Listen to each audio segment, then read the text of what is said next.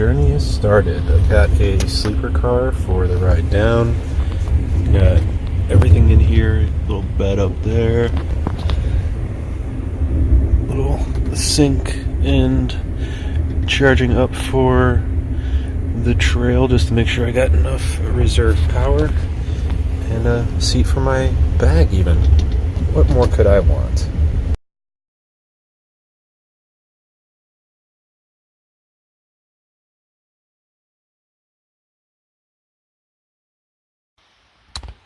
So this is the first camp for the trip so far. I wanted to show you what everything looks like once I've got it all kind of unfurled for the day. So this is my tent. I like to stake out the rain fly because it gives me a little bit of extra room underneath it to store stuff. Got shoes and trekking poles, and I got food sitting there for later. Inside, I like to have my bag, and then that allows me to drink any water that I want throughout the night. I've got an air mattress underneath, so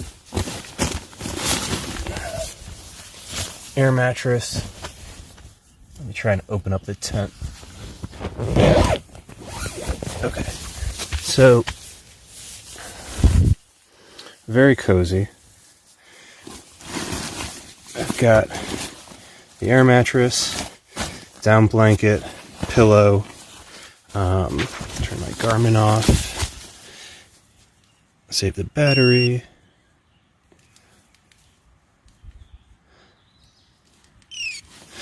and then when it's time to go to bed, what I'll do is I'll put my Z seat right out in front of this, and that kind of just helps getting in and out, because you kind of have to kneel and then rotate around to get into it, so having that little cushion also serves as a welcome mat. But just really self-contained and a pretty solid thing. So that through the trees is the shelter, and you can see there's other tent sites around here. Nobody's come through yet. Off in the distance, that's the privy. We will not be taking a tour of that. And then coming up through here is where the shelter is. There's also food storage for anything that has any odor, toothpaste, soaps, food, anything you touched with food basically goes in here. And that way the bears don't bother your tent. So this is one of the shelters. These are huge compared to what I'm used to in Shenandoah. 2 stories, like legitimately 2 stories, where like Shenandoah just has basically the bottom half with like a shelving going around the side, so technically you can fit 2 levels of people in there, but it's not this big. There's a fire pit. I have no plans to start a fire. There are section hikers that want to do that. They're more than welcome to. And then you can see there's plenty of other like flat areas where people are definitely setting up tents. And on the way in, there were just absolutely tent sites absolutely everywhere. I would imagine that during the April high season, this place is packed and overflowing, and people are probably on top of each other. I got in about 2:15, 2:30, and haven't seen anybody since. Here, at least. I've seen a couple out on the trail. I wasn't sure if they were thru hikers or not. And I've got some good pictures of the summit that I will upload. And that is actually a funny story, if I can figure out how to flip the camera around.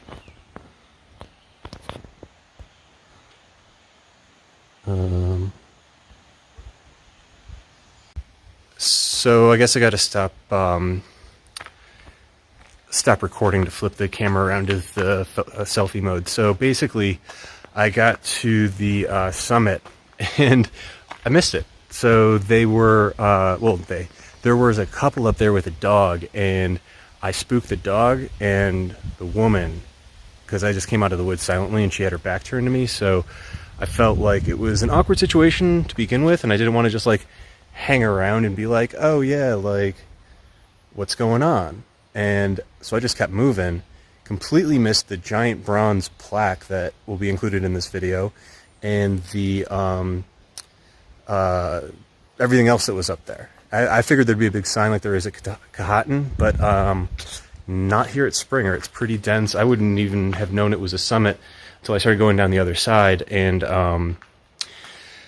noticed that there wasn't anything higher going forward. So right now I am at Stover Creek Shelter, 2.8 miles into the trail, and I am further along than I think I had on my original sheet. I thought I was going to stop at Springer Mountain Shelter and just keep day one short. I ended up getting in. Oh, that reminds me. I want a special thank you to Dan and Wendy for everything that they did this morning. Dan drove like an hour and a half from his house to come pick me up at the train station and then drive me another hour up to the park. So really out of his way, and I'm genuinely very appreciative of that. And then the food and the support of both him and Wendy, and the other cool knickknacks and stuff that I got. I got a little Leatherman that is going to be hopefully I won't need it, but if I need it, I've got a really good tool, pliers, and the whole nine. So thank you again, both of you. So he dropped me off. I gave him an address. It was a hotel in the park. Stupid bugs. It was a hotel in the park, and it ended up being a little bit higher in elevation than the start of the approach trail.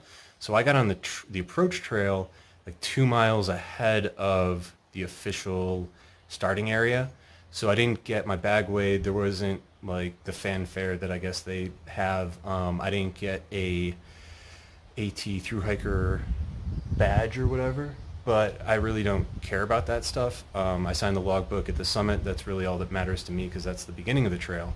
And I really didn't want to hike down 2 miles and then, god damn it, and then go up the same 2 miles that were super steep. So not really, I'm pretty happy about how that worked out.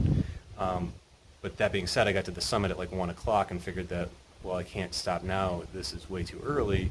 And the next shelter is only 2.5 miles down the trail, so I ended up here, which kind of puts me in a bind for tomorrow because I either do 5.3 miles to Hawk Mountain Shelter or do a 13-miler followed by a 12-miler, which kind of goes against the wisdom that I was getting from the thru hikers in Shenandoah. So I think I'm probably going to stick with the 5.3 and just be lazy tomorrow morning.